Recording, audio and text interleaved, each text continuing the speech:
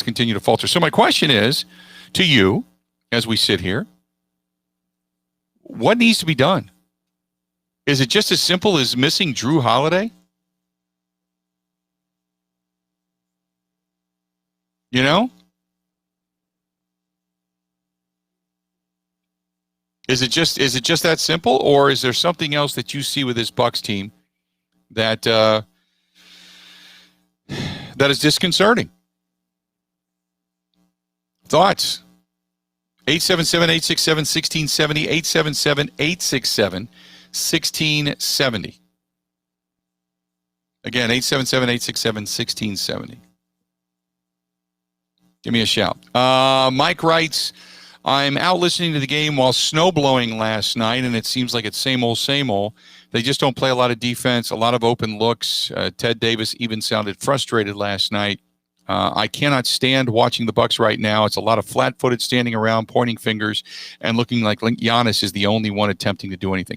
I wouldn't say that, Mike, because I do watch the games too, okay? I watch the games. I pay attention. I try to watch away from the ball to see who's working, you know? I think part of it is, like last night, they just had open looks and they missed them.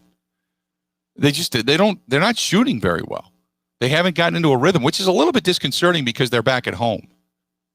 And the Fiserv Forum, for the most part, has been so good to them. So it was a little bit odd to see them just not be hot last night. Yes, Drew Holiday does mean something to the lineup. I would 100% agree with that. Okay? 100%. But this is where you start to get nervous and bite your nails, because if Drew Holiday's down and they're losing games, that means that the bench is not as good as we have seen in the past. David said no leadership on this Bucs squad right now. You talking about Giannis in general? Because we all know Giannis is the workhorse. He's the dog. But when you say no leadership, or are you talking about specifically about Coach Budenholzer?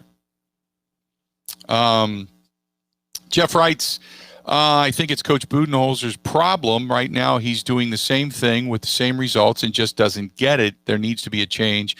Blow him out now. Get somebody in here that can change the mentality of this team before you get to the postseason. You're not going to blow him out. You're not going to do that. If you make a change, and I say if you make a change, you would then do it at the end of the season after everything's done. You would not do it now. You would not make a move now. And let's be honest, you're not going to find somebody that's going to come in and all of a sudden go, oh, yeah, we got this, and then take them to a championship right now. Unless, of course, you have somebody sitting on the bench as a coach that is ready to go. Just not going to happen. Just not going to happen. John writes, he's listening, by the way, from Wausau. John says, great to hear your voice again. Glad to have you back. Not a big Bucks fan, but I do pay attention. Was watching it last night in the bar. And then he has, in parentheses, when are you coming back to do another cigar dinner? I would love to come back and do a cigar dinner. We'll see what we can do about that. He says, the Bucks just don't have energy and enthusiasm. They're not playing with any kind of an inspired spirit. It's not something that I can look at with the X's and O's. It's just something I can put my thumb on. Maybe it's just to the eyeball test. Does that make sense? Maybe just to the eyeball test? 877-867-1670. Again, 877-867-1670. I don't want to stay on this too long because just because. I think that there's a lot of people like Josh who writes, wake me up after the Eastern Conference Finals are over, and if the Bucks are in the finals, then I'm going to wake up and become a Bucks fan. Otherwise, yawn. I think there's a lot of people out there right now that are kind of like that. That are kind of like Josh's mentality of, we've seen this. They win games, they play well, they get to the postseason, they lose. It's what we become accustomed to. Now, Josh, I will say this. How can we become so spoiled as Bucks fans? They haven't won anything. You know? How can we say, wake us after the postseason? Let us know if the finals, because for a long time, the Bucks were the Siberia of basketball. They weren't winners. They weren't contenders. When I got here in '99 was when they first got. That's when George Karl was hired, and it was coming out of the lockout, and that's when they first got their taste of postseason basketball. And I remember when they had the postseason here, and specifically when they ended up playing Philadelphia in the Eastern Conference Finals a year later. This town was on fire. This state was just Bucks crazy. Remember when George Karl would walk into the arena and the Bradley Center would erupt for the head coach? Popovich doesn't get that kind of praise. This was for the head coach. And this place was just on fire. And then the Anthony Mason deal went on. I mean, granted, they traded away, Ray Allen. They bring in the glove. Never panned out. Anthony Mason comes in. His better days clearly behind him. He had a leap that was barely be able to fit a credit card under his feet when he got in the air. He was fat and old. And everything fell apart. And then the Bucks were just in this anonymity for a long time. And then they finally had the resurgence a little bit with Andrew Bogut. And then he fell in the towards the end of the season, just before going into the postseason. And he, blows out that elbow and he couldn't come back and play. And then they get bounced. And then they went through change after change after change until they finally get Giannis, and then things began to look up. How do we get so spoiled to where we don't give a damn about the postseason anymore? How the regular season doesn't excite us? I'm still a little baffled by that. Still just a little bit baffled by that. I understand it, to a certain extent, but still a little baffled by that. So, anyway. 877-867-1670. Again, 877-867-1670. You can find me over on Twitter. Hit me up at Bill_Michaels, at Bill_Michaels. Email me, TheBillMichaels, MICHAELS, over there at gmail.com. Facebook, follow us on the Facebook fan page, The Bill Michaels Show. The stream is back. We are over on YouTube and on Twitch. Just look up Bill Michaels. You can find us there. Going to take a quick break. More of the Bill Michaels Show next. This is the Bill Michaels Show on the Wisconsin Sports Zone Radio Network.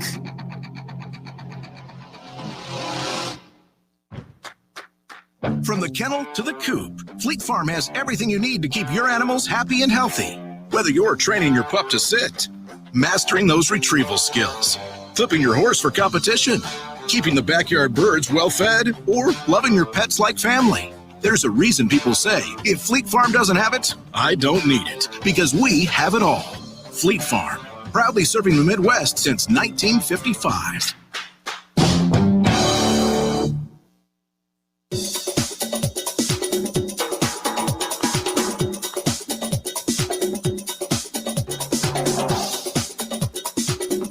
Bill Michaels will resume in 3 minutes.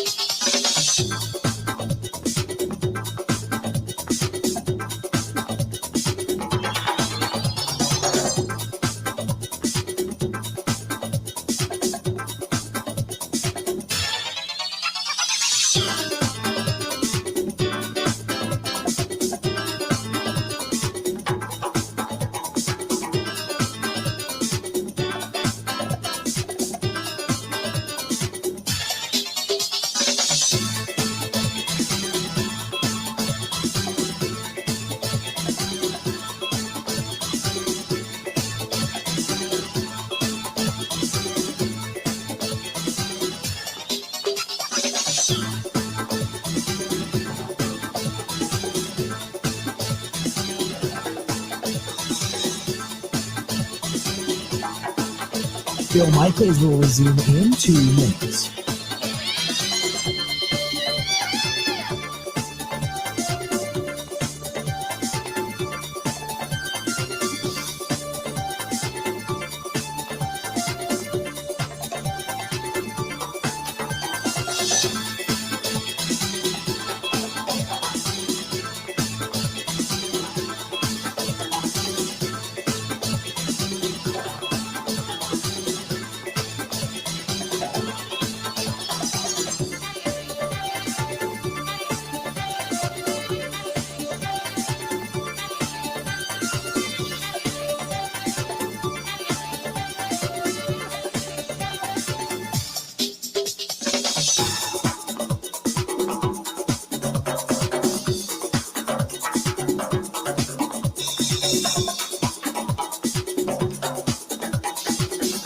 Bill Michaels will resume in 1 minute.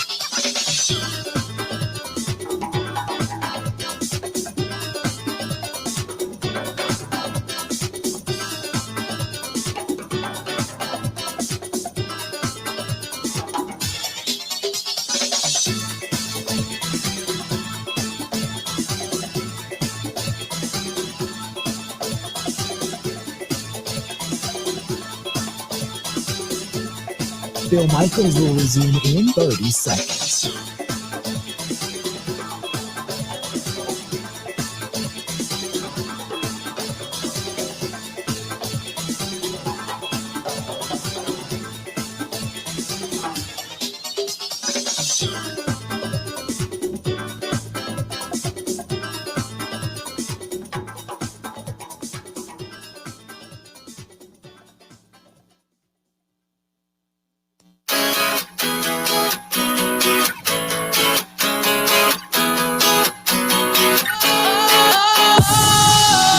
Sometimes I get a good feeling, yeah. I get a feeling that I never had before. No, I get a good feeling, yeah. Oh, sometimes I get a good feeling, yeah. I get a feeling that I never had before. No, Welcome back. I get a good feeling, yeah. Yes, I can. Definitely. Some good flow rider there for you.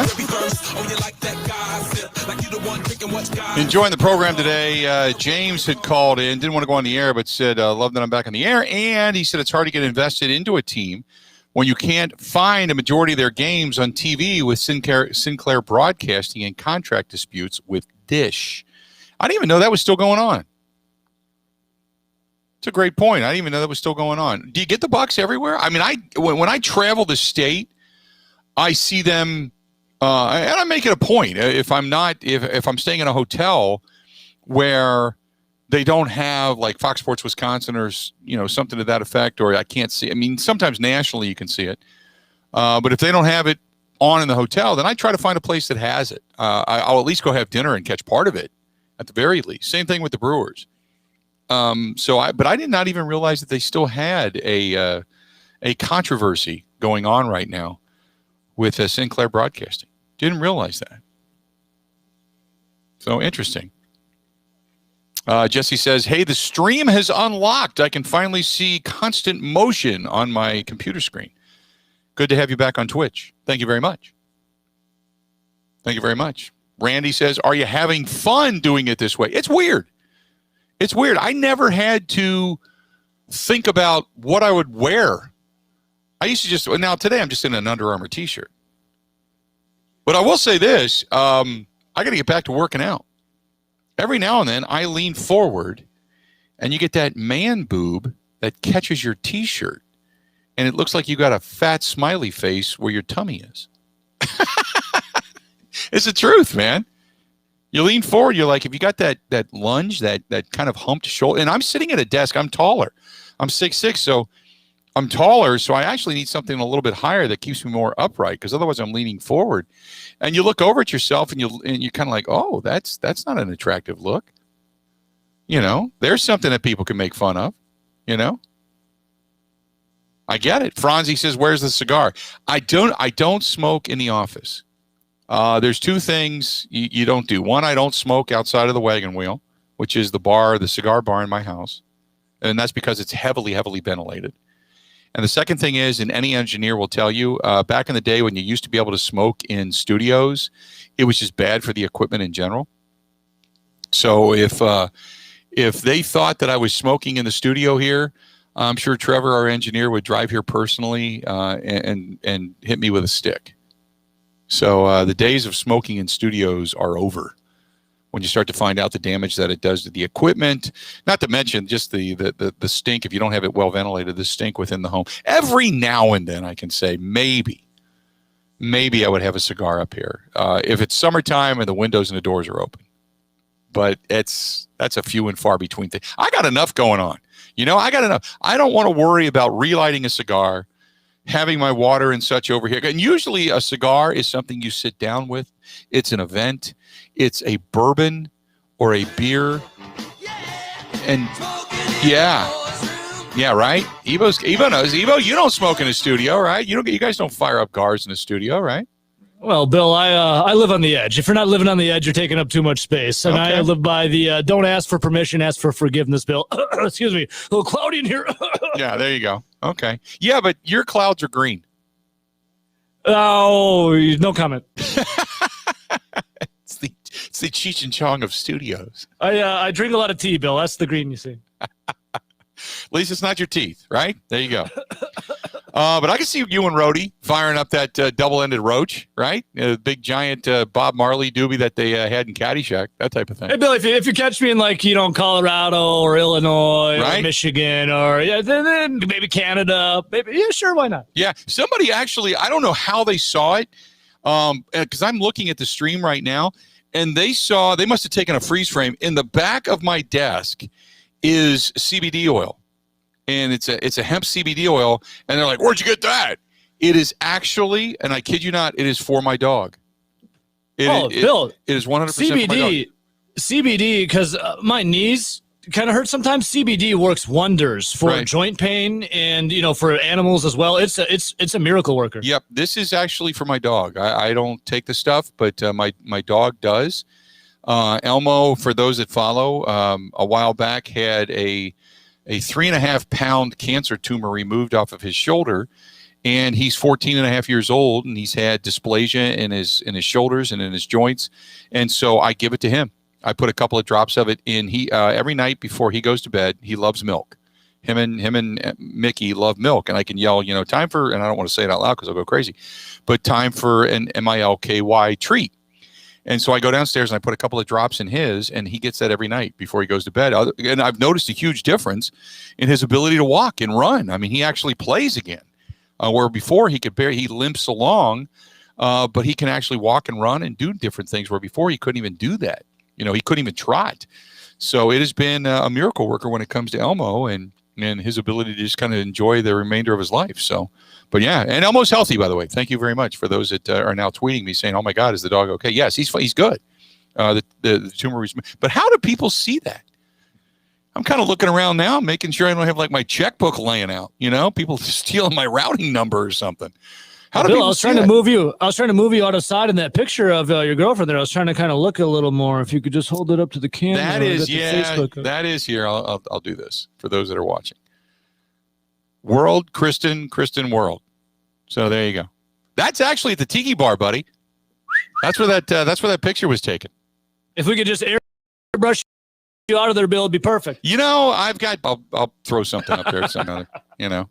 We actually, and I told this story the other day. We actually, there's a client of hers. She's in banking, and she does business loans and business processing and merchant and all that kind of stuff, and works for a rather large bank.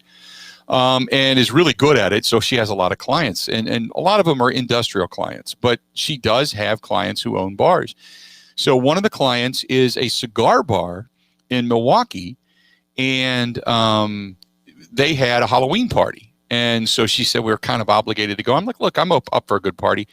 And we'll just say it was very adult themed, in the realm of, 50 Shades of Grey type of themed. And so she said, I'll dress for it. I'm like, okay. I'm like, well, what do I got to wear? And she said, just nothing more than a black suit, white shirt, that type of thing. So yeah, there was, and this place is really cool. And Ebo, you'd love this place because it's on the ghost tours. It's one of the 6 most haunted bars in the world. Sweet. Yeah, it's pretty cool. And it used to be an Al Capone building. It used to have a brothel and everything upstairs, but they kept everything the same.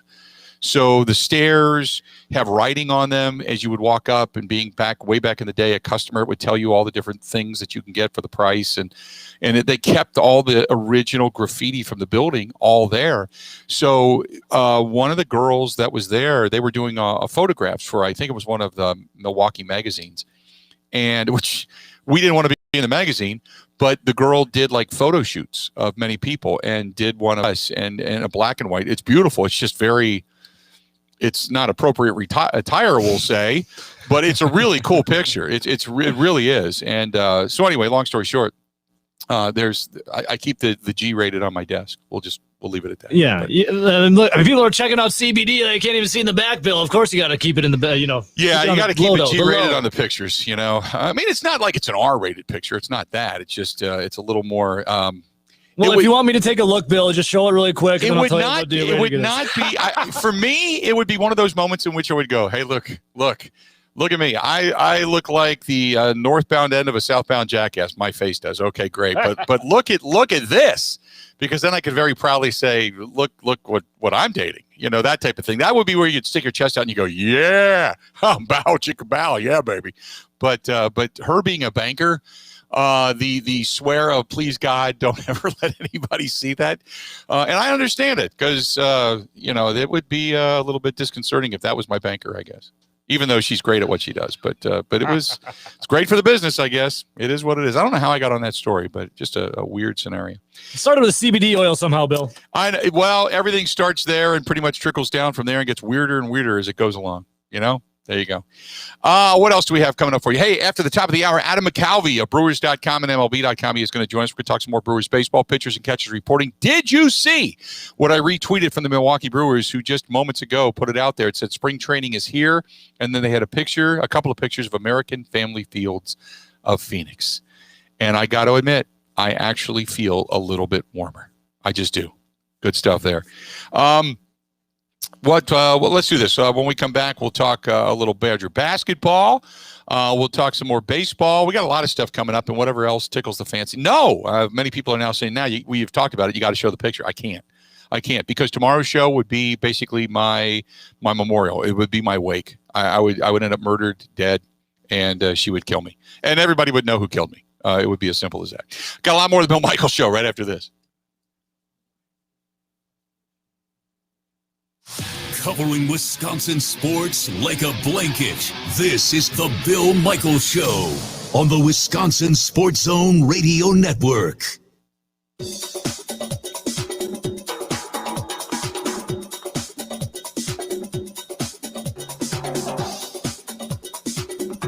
Bill Michaels will resume in 5 minutes.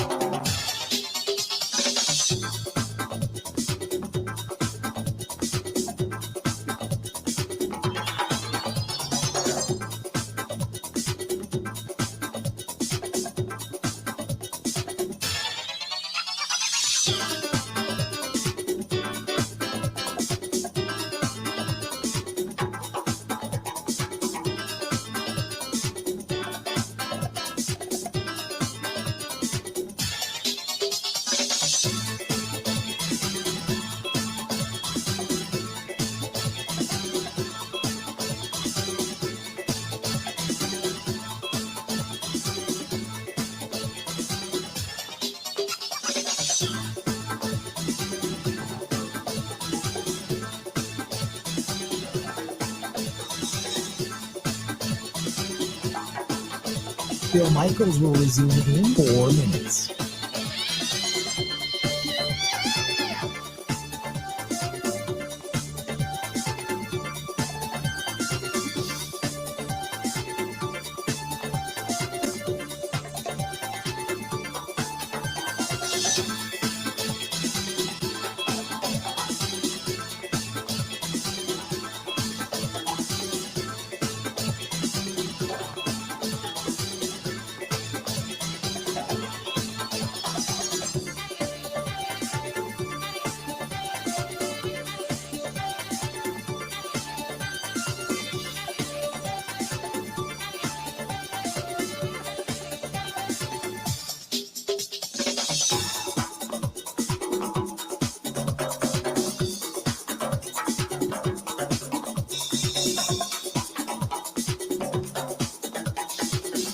Bill Michaels will resume in 3 minutes.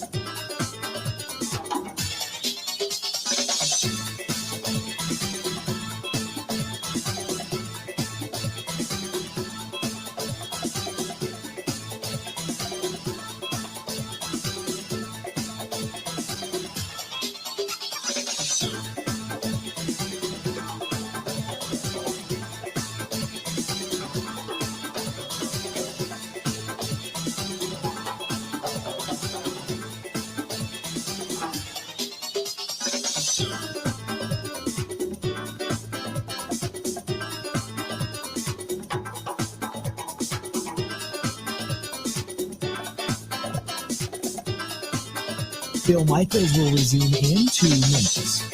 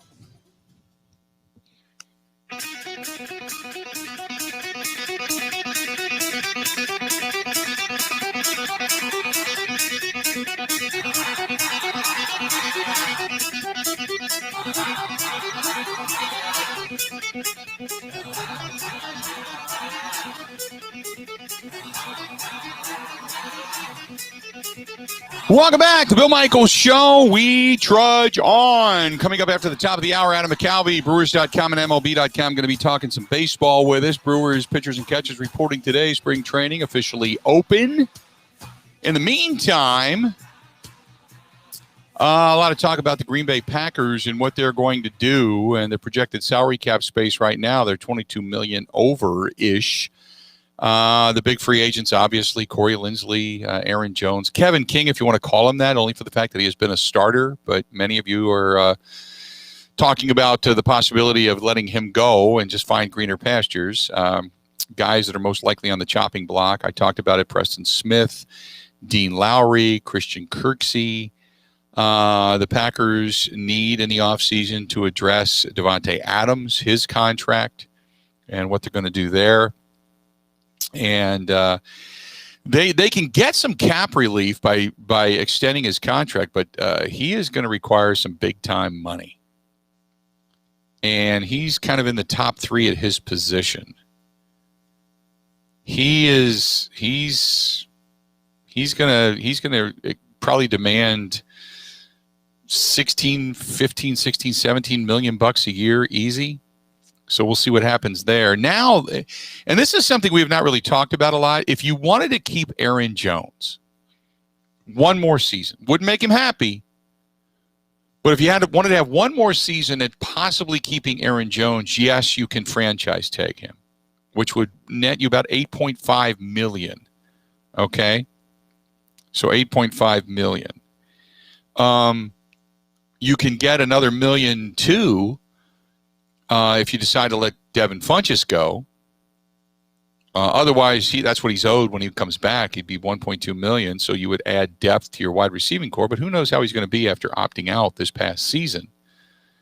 So wait and see there. But it's the J.J. Watt watch that we're all on is going to be interesting to see who they restructure or extend. Because obviously you want to do it with Devontae Adams.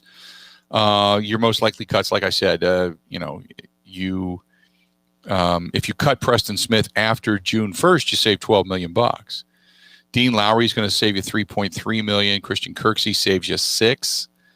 So right there, you're talking almost $20 million. 9.3 between Dean Lowry and Christian Kirksey, and then $12 million. So $21 million. Those three cuts get you damn near back to zero. But you have to figure out Davante Adams. You probably have to restructure and extend Aaron Rodgers. And then it, depends on how much money you're going to find after that. Another guy would be Zadarius Smith. You can extend him. Some additional cuts are probably coming.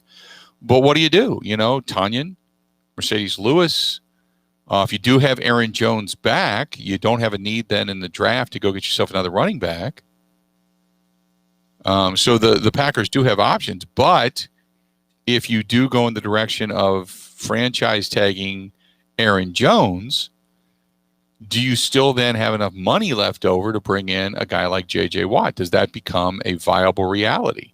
And what are you going to do? Are you going to let Corey Linsley go? Because I don't think you can keep Aaron Jones, Corey Linsley, and think about bringing in J.J. Watt. I just don't think you can do it. So a lot of things still kind of circling right now when it comes to the Green Bay Packers. Barb over in Minnesota says, what do you think about the Minnesota Vikings this upcoming year? Well, I know that Eric Wilson is going to become a free agent, and their safety Anthony Harris will as well. Those are the two big ones. Their offensive tackle, Riley Reif, what is he owed? I don't know what he's owed. It's over $10 million. But most likely they're going to cut loose Kyle Rudolph. And if they let him go after the June 1st cut deadline, then they're going to save about $8 million there. He wants a new deal, or he doesn't want to take a pay cut, so to speak, and they're using him less and less. Their linebacker, Anthony Barr, who so infamously broke the collarbone of Aaron Rodgers, most likely is going to get cut, because if he gets cut after June 1st, that'll save them $13 million. Now, they're going to have a ton of money because they're only over the salary cap by, I think, like $6 million. That defense a few years ago that they had that was so good, it looks like it can completely be rebuilt. 4 starters from set to come back, and 2 of them, Donnell Hunter and Barr, missed significant time this past year. Now Barr, whether or not he comes back, we'll wait and see.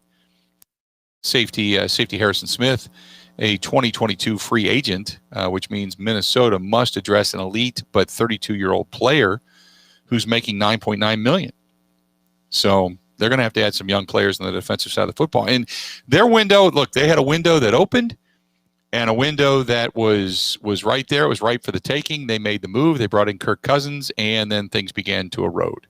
But don't be surprised.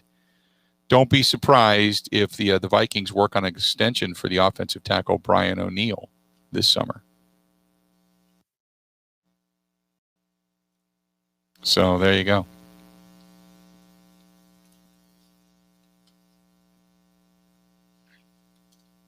There you go. So it's interesting, kind of what they're looking at. I think, and by the way, the Bears, Allen Robinson, their big time wide receiver. He's a free agent. We know Mitch Trubisky. They never renewed him. Cordarrelle Patterson, who never really matriculated into what they thought he would be. They thought they'd use him in a lot of gadget stuff, and they did. They brought him around with end arounds and wheel routes and stuff like that. It didn't net him much, and Trubisky wasn't very astute when it came to all that kind of stuff. But look, Jimmy Graham is probably going to be on the way out, even though he was extremely productive. They would save $7 million if they cut Jimmy Graham. Their offensive tackle, Bobby Massey, Buster Screen. He is also probably a cut candidate, but they've got a lot to figure out, a lot more than just the quarterback. The Bears have 30 potential free agents, including restricted and exclusive rights, the 3rd highest total in the NFL. They're replacing 6 core starters and several other role players. And that's really before you get to the cuts. And with many big money players intact on defense, expect Chicago to upgrade their playmaking spots and offensive line play in hopes of finding their first 4,000-yard passer in franchise history. So we'll see what Chicago does. I still think as long as you hang on to Matt Nagy, who tries to always be the smartest guy in the room, you're always going to have success against the Bears. That's just my thought. Yeah, they kind of snuck into the postseason this year and started playing a little bit better down the stretch, but by the time they got to the Green Bay Packers, they are who we thought they were, to use the Denny Green terminology. We knew what they were. They weren't very good, and we just we witnessed that, and we watched them just get drubbed out of the postseason. So the teams that are actually viable, that is. Now, the Lions, I still think the Lions are far away. They're wide receiver Kenny Golladay, a big-time free agent Marvin Jones, the wide receiver as well. They could end up cutting their tight end Jesse James, their defensive tackle Nick Williams, also Danny Shelton saves them some money. But the Lions have serious cap issues to deal with when it comes to handling the start of the new Jared Goff era. They reportedly absorbed $19 million of dead money from Stafford's old deal and $27.5 million in cash due to Goff in 2021. Now, they can handle this because they're in a rebuild mode, but it's kind of worth noting, so to speak. And speaking of Goff, the Lions could lose their best three receivers in free agency, so he may not even have anybody to throw to. They're in again for the Detroit Lions. They're in a massive overhaul over there in Detroit, but that's that's the Lions way, That's the Lions way. Let's do this. We'll step away. We'll take a quick break. We'll come back. Don't forget, coming up after the top of the hour, going to hear from Adam McCalvey, Brewers.com and MLB.com. Get his thoughts as well as the Brewers get ready to go into spring training today. Pitchers and catchers report. More of the Bill Michaels Show coming up next.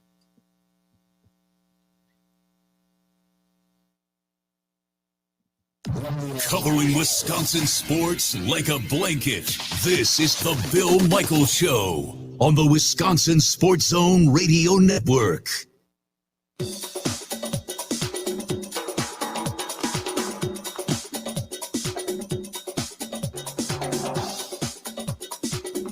Bill Michaels will resume in 3 minutes.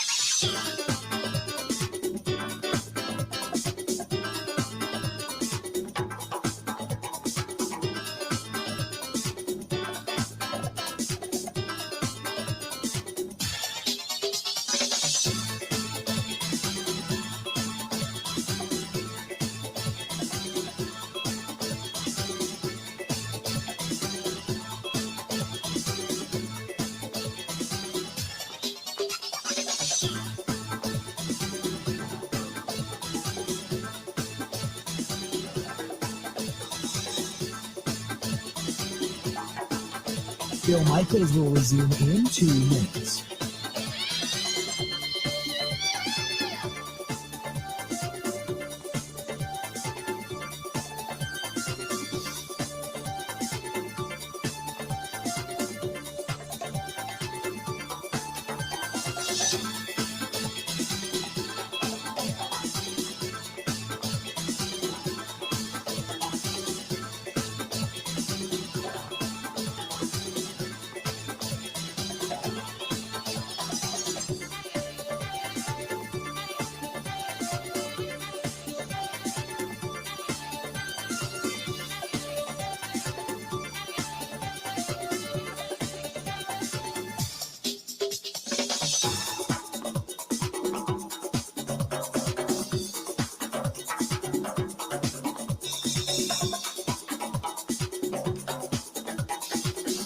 Bill Michaels will resume in 1 minute.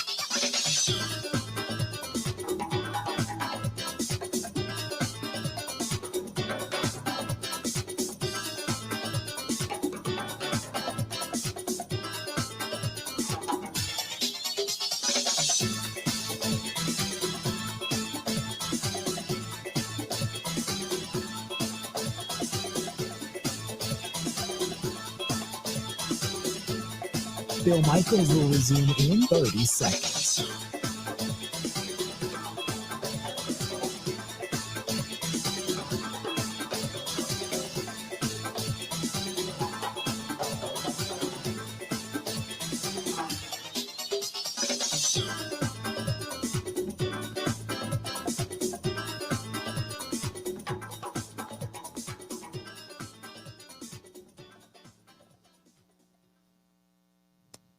You got to hit it, bang it, rock it, put it in the pocket.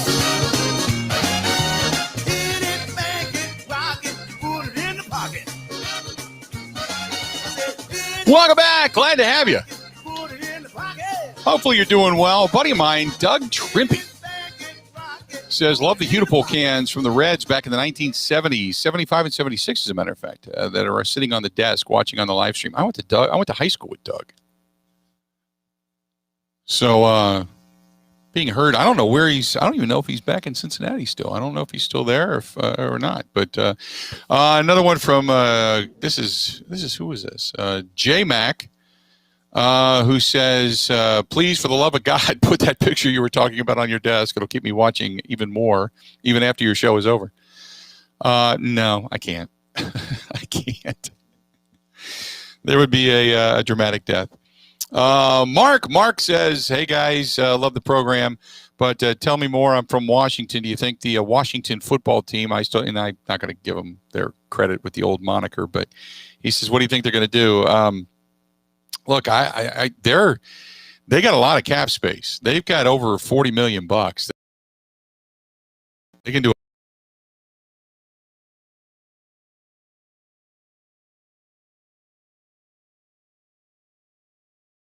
go almost losing his leg. Remember, he ended up that leg had turned gang on him and ended up rotting to the point where they were actually going to amputate it, and they didn't, and he hung in there, and they found antibiotics to help it. And man, it was an amazing comeback. No matter what you think of Alex Smith, okay, good, bad. Remember, he was a first-round draft choice for San Francisco, and they took him instead of taking Aaron Rodgers, and that history is well played. But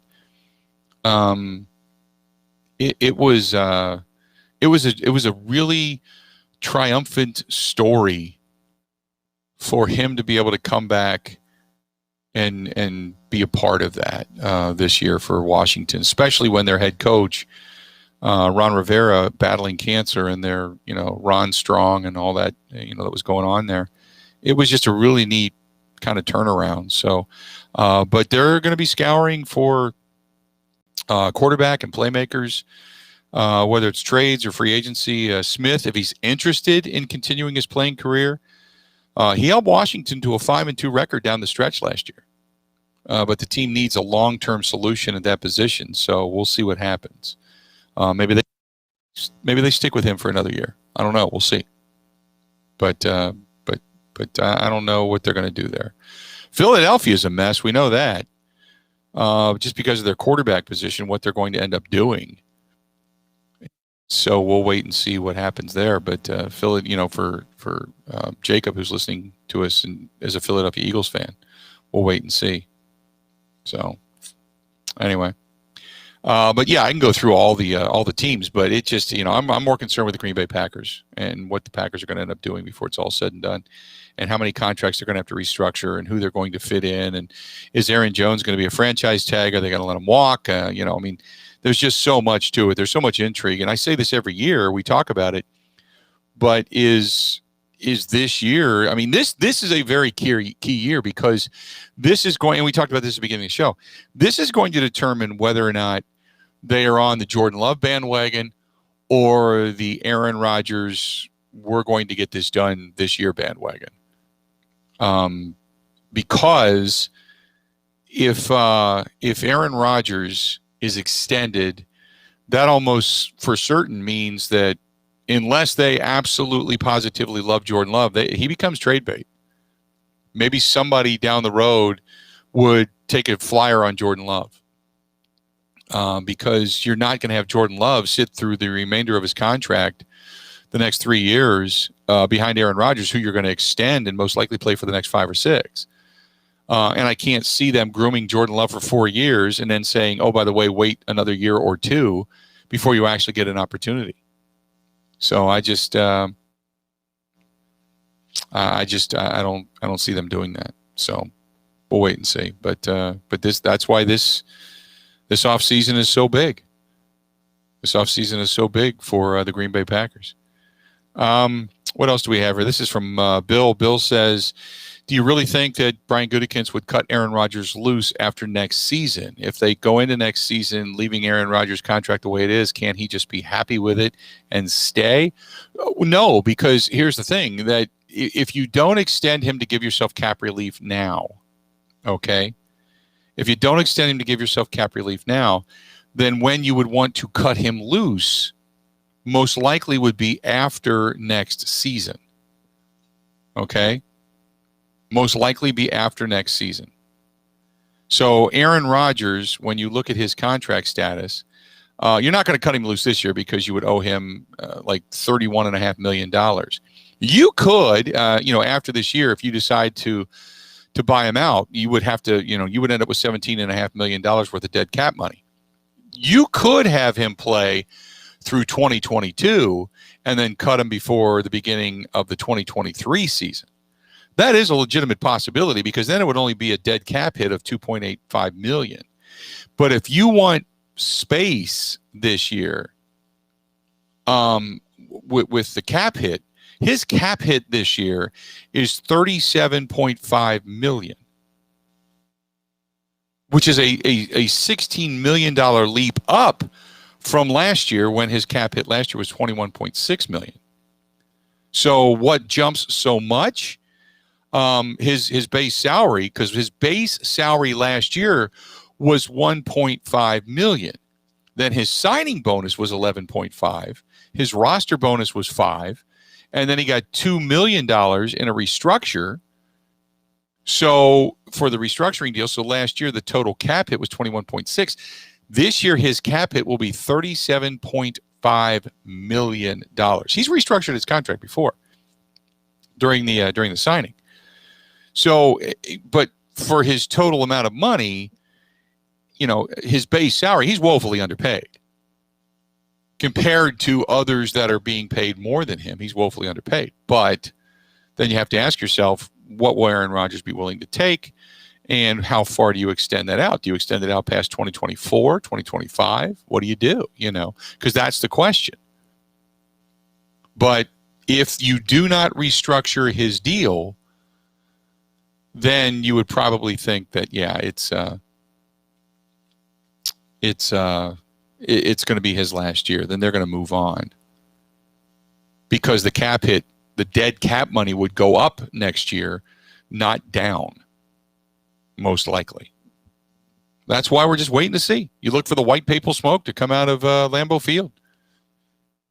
You're just waiting for that. Because if they restructure it, you're going to get a lot of relief, and you're going to be able to afford a few other players under that salary cap. But the Packers are in a precarious position right now, unfortunately. But who knew COVID was going to hit, and the salary cap would go down instead of up. If it goes up, it's not a terrible situation that you're in. But since COVID hit, you're going to go down, and you're going to be over the cap by, what was it, 22 million, something like that. So wait and see. Keith, good to see you too, buddy. Appreciate it. Dustin says, not that I need to know your personal life, but the girlfriend, I did get divorced. I don't mind talking about it for people that want to know. Doesn't matter to me. It's all good. Gunner says, just for the Milwaukee Bucks, just losing to mediocre teams this year, that's what the difference is. At least they dominated prior in regular seasons. This year, it's just not there. It seems like a different chemistry with the new players and a loss of Hill and Korver's leadership. Middleton is too inconsistent, not sure where all the problems are. I said all along, when you look at a guy like George Hill and you lost him, not that Hill was some kind of a tremendous player, he just seemed to be a calming influence. He just did. Kyle Korver gave you some good shooting. George Hill would too. George Hill was a savvy veteran that would give you some good minutes, good quality minutes.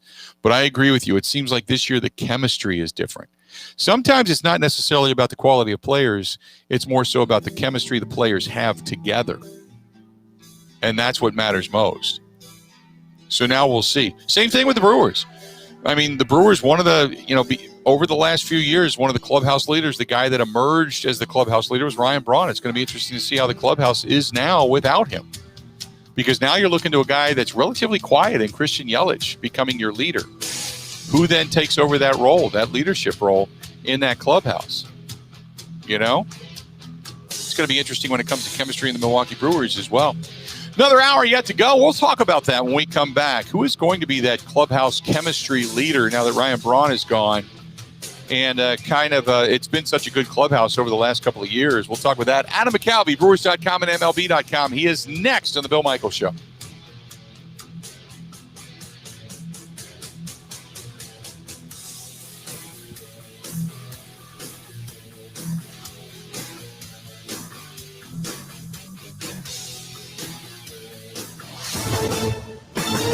This is a Wisconsin Sports Zone update. Well, the Bucks have lost 4 in a row. That's after falling 124-113 to Toronto last night. Giannis Antetokounmpo, 34 points, 10 rebounds.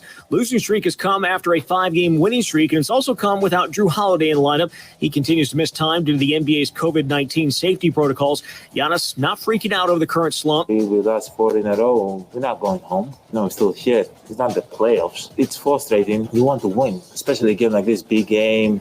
Guys playing hard, guys playing well. You want to come out and, win the game. But it doesn't always go your way, but always you got to, look at the bright side. Well, we still have another opportunity on Thursday. Milwaukee will get another shot at Toronto tomorrow night. Fiserv Forum going to allow up to 500 fans made up of players' families and invited guests for the game. Turning to the Badgers, they're getting ready to host number 11 Iowa tomorrow night. Hawkeyes have won 3 of the last 5 meetings between the two schools, including the lone game last year. This is the first of 2 games between the rivals in the final 5 games of the season. Did you know breast cancer kills 113 people every day? That's unacceptable. African American women die from breast cancer nearly 41% more than Caucasian women. That's unacceptable. Breast cancer is the leading cause of all cancer deaths for Hispanic women. Breast cancer is unacceptable. Together with G. Komen, we're committed to reducing U.S. breast cancer deaths by half. And we're going to do it by 2026. Visit Komen.org/unacceptable. Well, the Brewers reportedly bringing back some familiar faces. Pitcher Brett Anderson has reportedly agreed to a 1-year deal worth $2.5 million.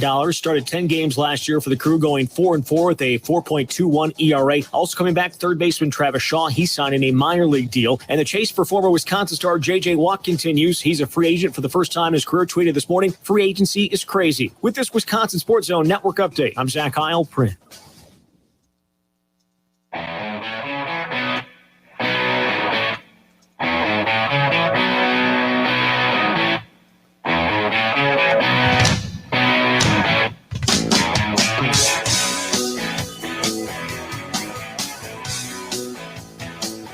Welcome back. Glad to have you. Final hour of the Bill Michaels Show. Looking outside, seeing all the snow piled up on the roof, and hoping that by the end of July it's all melted away because there's just so much of it.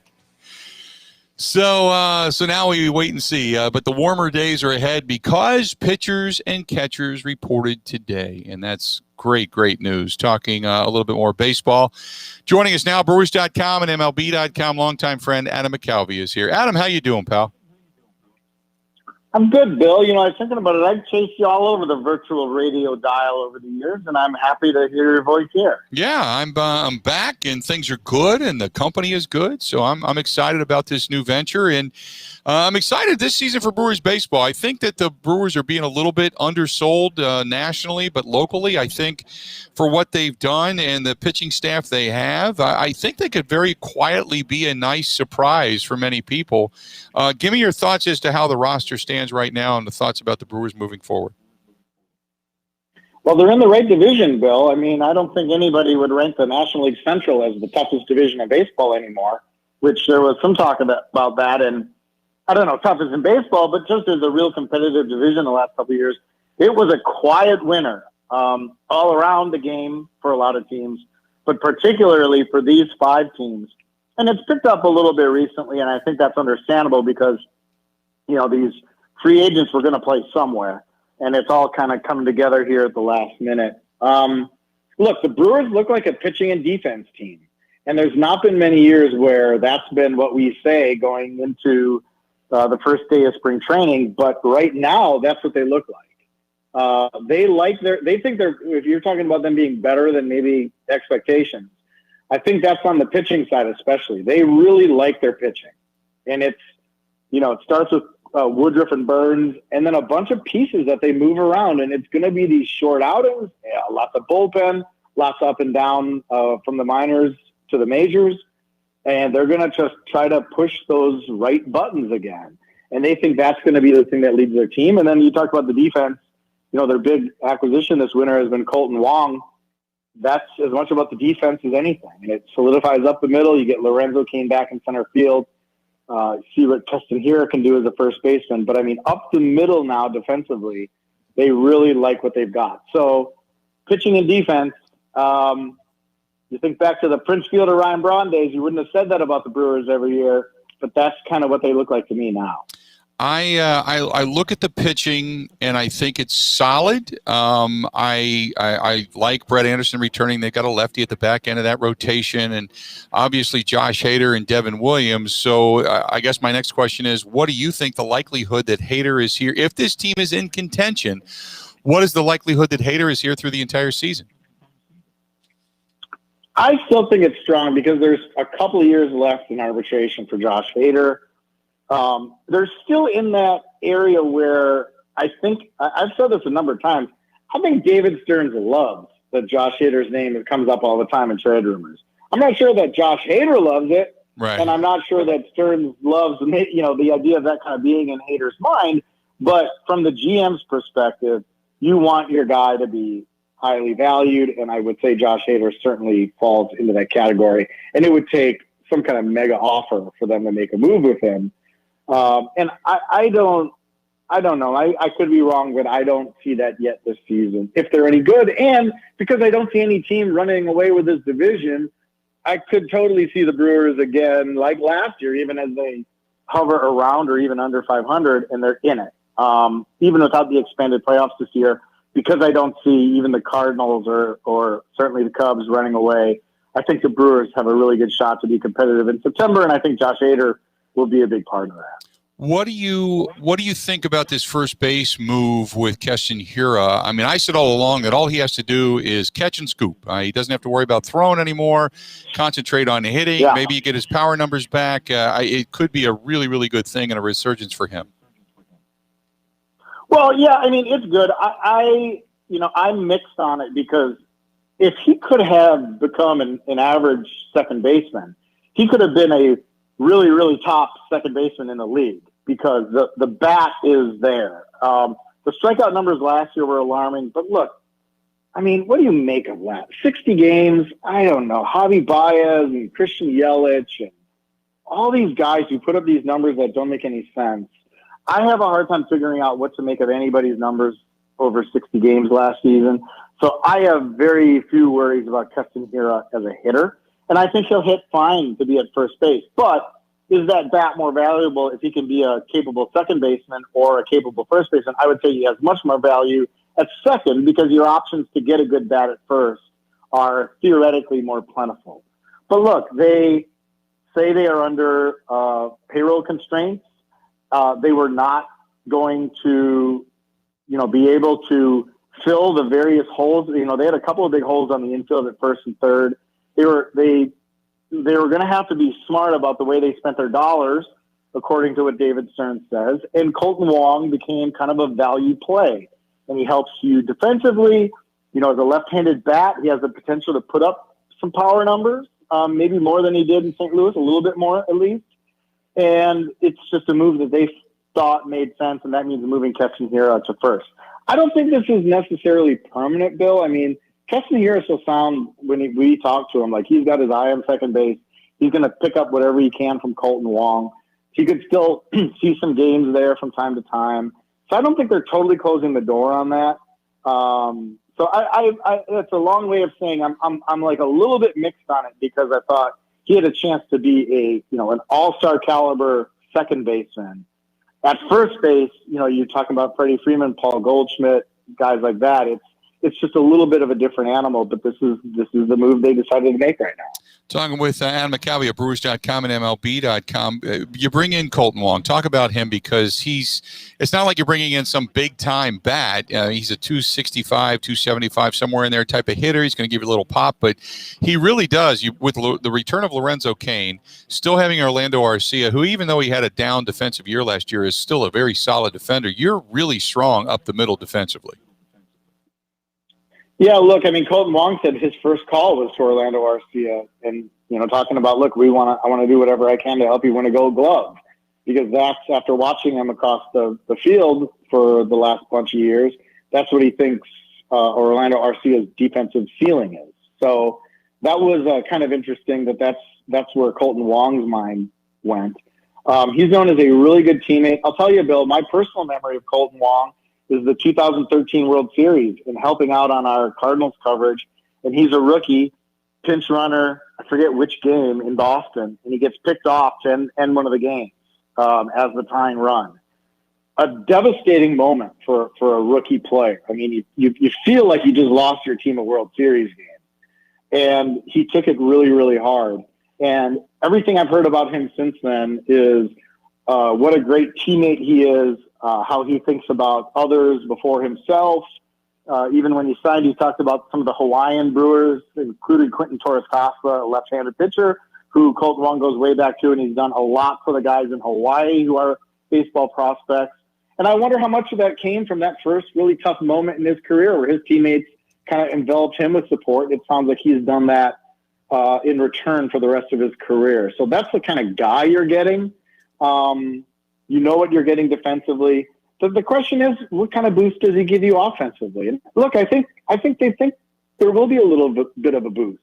And we've seen that over the years with left-handed bats that come in. And guys really get a nice jolt from playing 81 games at Miller Park. And that's the idea of the season as we get back to a full year. So, I think they expect a little bit more offensively from Kolten Wong this season, and that would help because improving that offense has been obviously an aim after they put up pretty terrible team numbers last year. The other thing about Kolten Wong, I'll say, is he's a contact guy. Mm-hmm. He's not a strikeout guy. And in an era of the sport where strikeouts are just exploding, and you see Keston Hiura's, highest strikeout rate in the league last year, Christian Yelich's strikeouts have gone up everywhere. It's become a power, a home run strikeout kind of game with all the power pitching in the sport right now. And the fact that Kolten Wong has historically a low strikeout rate, I think is another really appealing thing about him. So I would focus less on the batting average, more on the on base and the contact. I think that's what they're looking for from him offensively. You mentioned Christian Yelich. Give me your thoughts as he had a down year. A lot of big hitters had down years last year, but give me your thoughts on Christian Yelich coming back this season.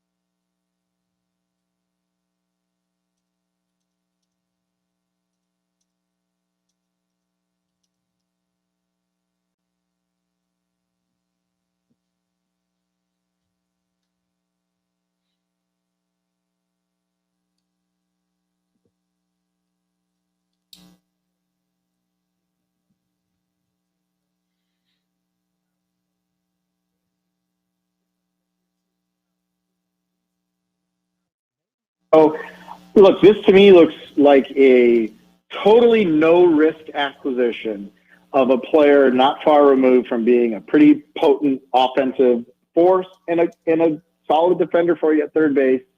And it can't hurt at all to bring him in on a non-roster deal. And it looks like from the reporting, the structure of the thing, it also gives Travis Shaw a good opportunity right in the middle of basically the spring training game schedule.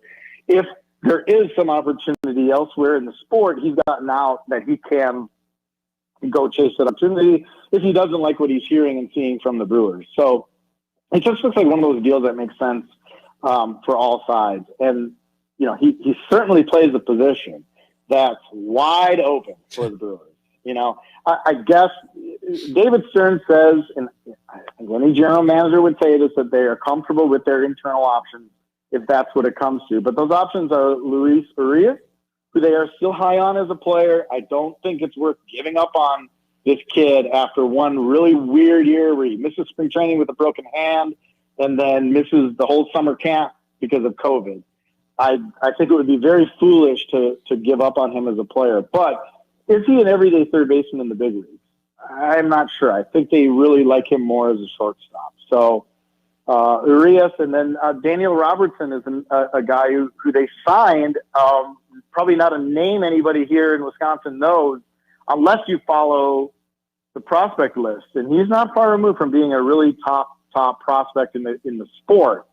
So he's got an opportunity. And look, 26 years old, he was really kind of fun to talk to, talking about how, he doesn't want to get pegged as a utility guy or a backup. He still feels like there's a star in there. And you love the confidence. It's a matter of getting opportunity and then, performing to back that up. So those are your names right now at third base for. I think Travis Shaw looked around and said, I'm not sure there's a better opportunity for a non-roster invitee as a third baseman than there is in Milwaukee. And he felt like it's a place he knows, a place obviously he can be comfortable in, people he knows and who know what he can do. And the biggest thing is opportunity to go ahead and grab that job. So we'll see. Hey, Adam, talk a little bit about Christian Yelich. Down season last year offensively. You're looking for the bounce back this year between him and Lorenzo Cain coming back. I mean, if those two guys return to form offensively, you could have an extremely potent team. Yeah, look, Bill, to me, Christian Yelich, to some degree, did return to form last year. It's just that his start was so miserable, 1 for 27, 12 strikeouts, I think, that he had no chance to get the numbers right again.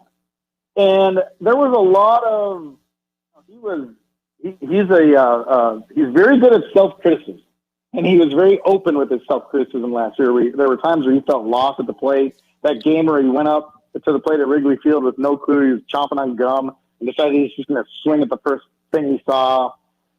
We haven't heard stuff like that from Christian Yelich. He looks so confident and comfortable in the box in 2018 and 2019. So it was a down year, but I think when you stand back and you look at some of the numbers after that initial horrendous week or two, the on base was nearing 400. There were some homers in there. It was like, if you extrapolate it out over a full season, it was a 30 homer pace.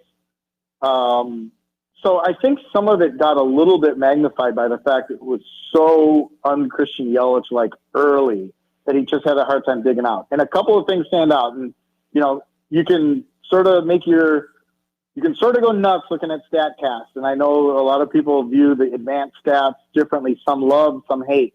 But for guys like Christian Yelich, I think they can be really useful because he's in the 98th, 99th percentile in hitting the ball hard. And the aim of baseball for 100 years has been to go up to the plate and hit the ball hard somewhere and see where it goes. And in that, Christian Yelich was really successful last year. So I think he'll aim to be a little bit less passive, maybe make a little more of that loud contact this year. And if he does that with a fresh start, he's going to be really, really good again. Hey, before I let you go, I do want to ask you, you sat down and talked with Ryan Braun, and we know that, right now he and the Brewers, not a lot going on there, and he seems to be relatively content with not playing, but he is staying in shape. Give me your thoughts on Braun. Does a team woo him back? Do the Brewers woo him back, or do you think he's pretty much done? Yeah, look, I wouldn't say he's done. He's not ready to say the retirement word yet. But it sounded to me like from our little text exchange that he's not going to be showing up in spring training. So, that makes me wonder, let's see what things look like later this year. And that's everything from, is there a designated hitter in the National League? Right now there's not, but I think last year showed us that decision can come down really late before opening day. I think that is a factor, and what the Brewers' needs are at that time. And then on top of that, what his desire is.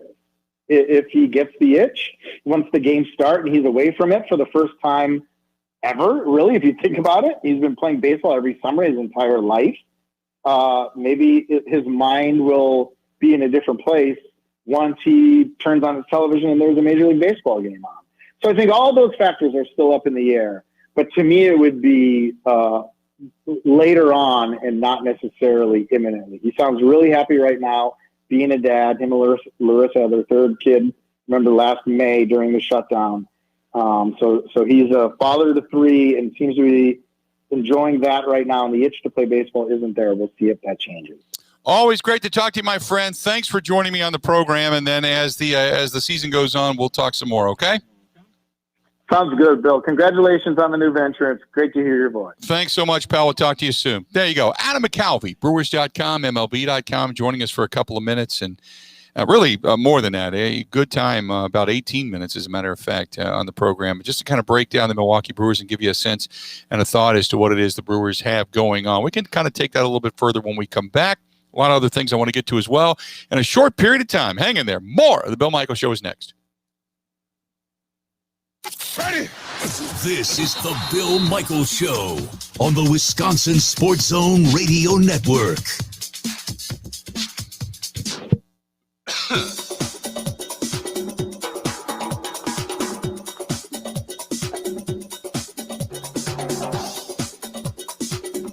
Bill Michaels will resume in 3 minutes.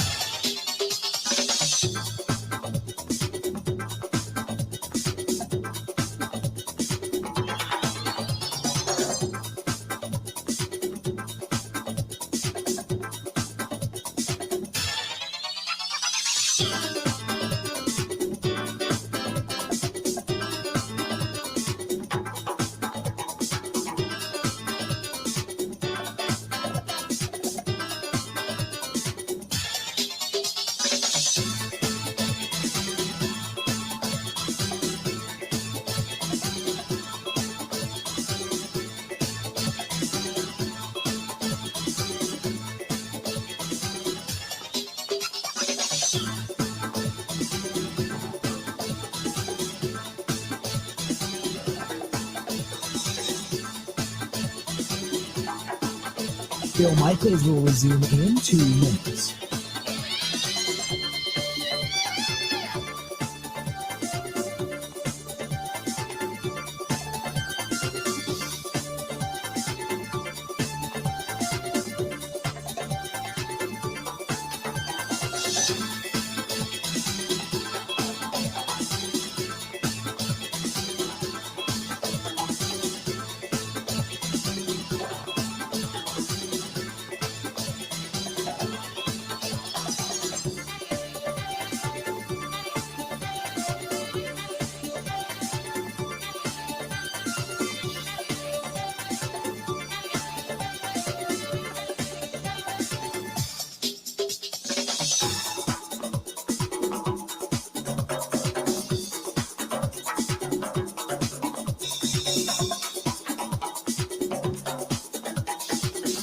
Bill Michaels will resume in 1 minute.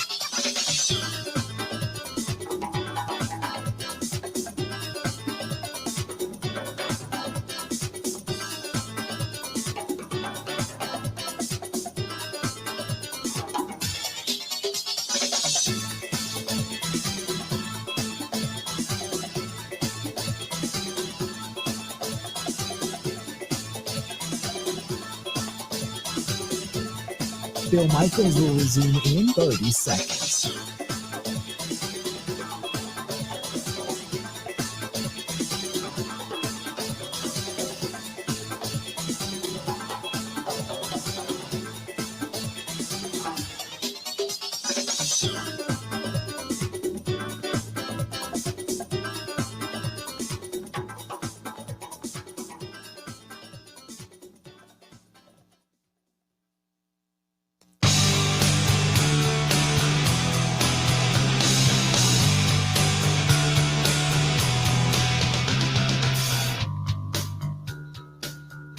Welcome back. Glad to have you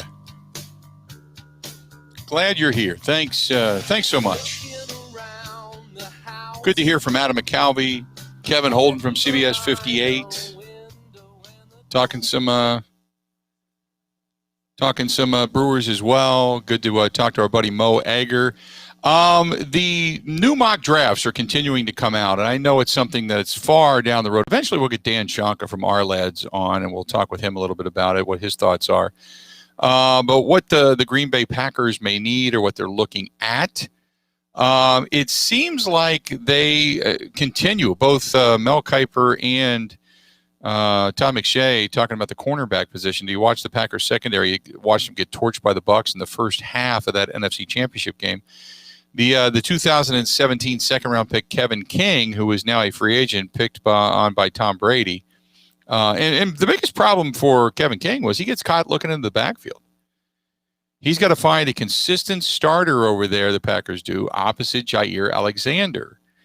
And they believe Tyson Campbell, the corner out of Georgia, has the talent to be that guy. Though he had an up-and-down career at Georgia, his issue, he was inconsistent from snap to snap, but he's a gifted athlete, 6'2", and this pick is all about projecting him to improve under NFL coaching. See, this is the guy they keep talking about, but look, this guy was not consistent in college.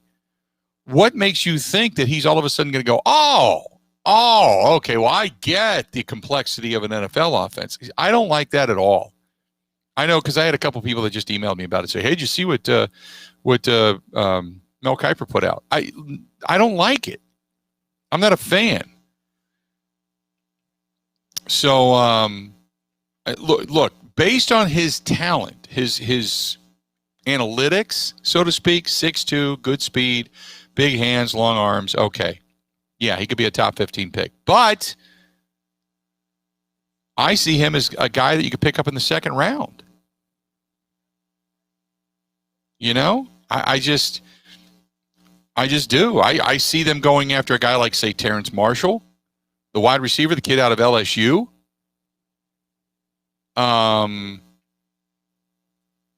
We talked about Aaron Robinson, the defensive back out of Central Florida. He could be that guy.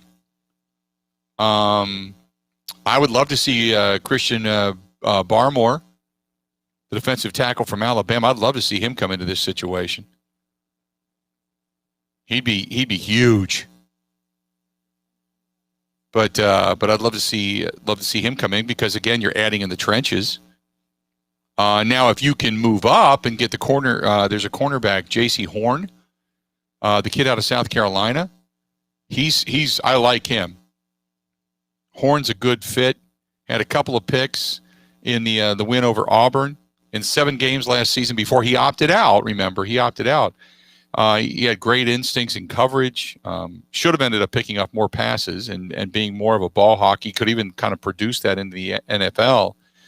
So I would love to see him come in this direction if he should happen to fall. So there's quite a few. There's Tevin Jenkins, the tackle out of Oklahoma State, offensively. Wouldn't mind seeing him come this way. Kadarius Toney, the wide receiver from Florida, is solid.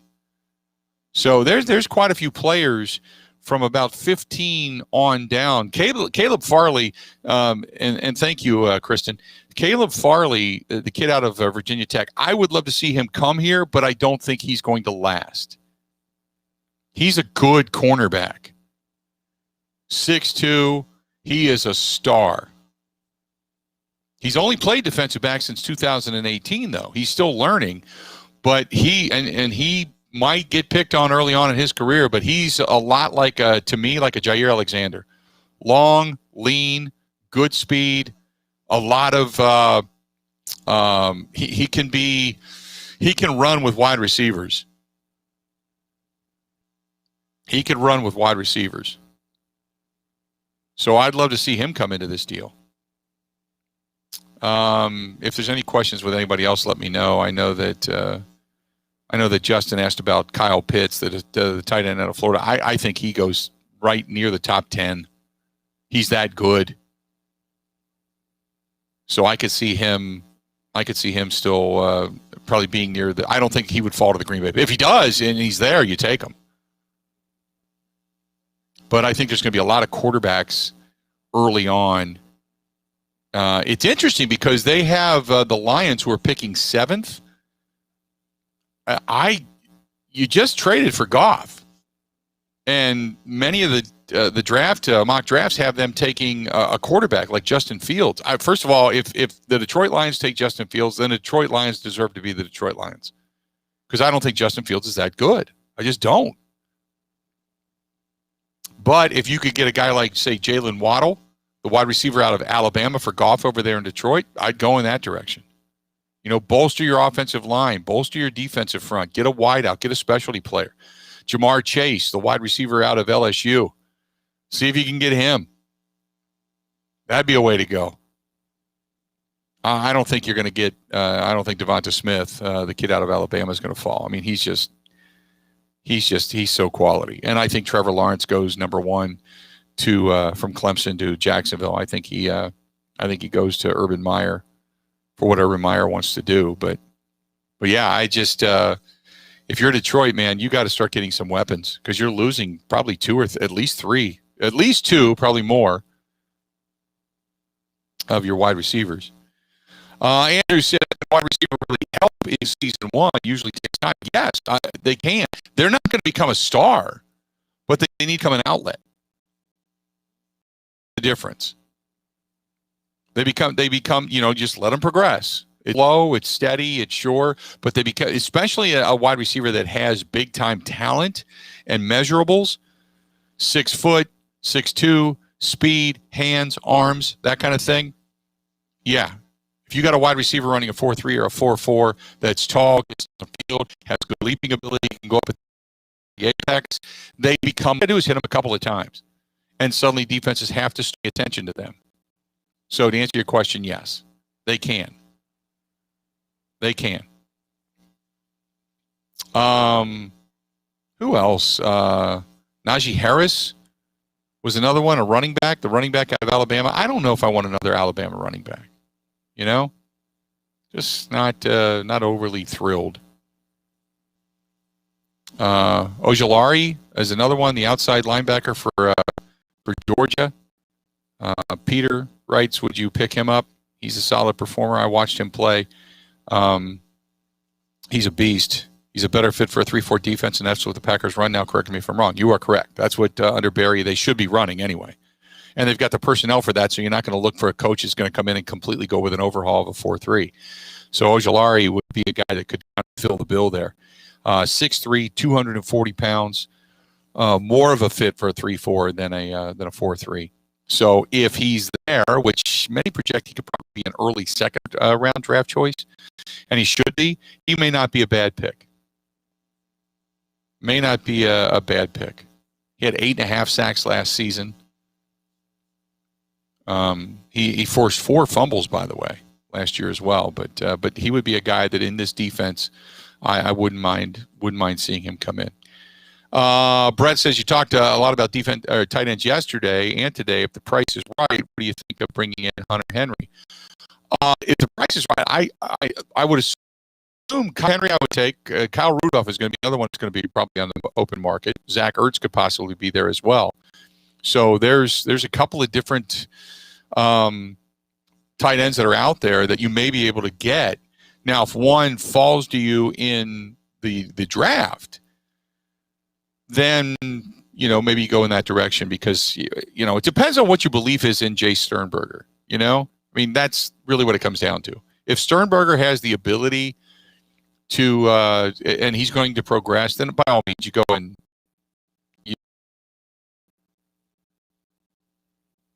but if he doesn't, then yeah, I don't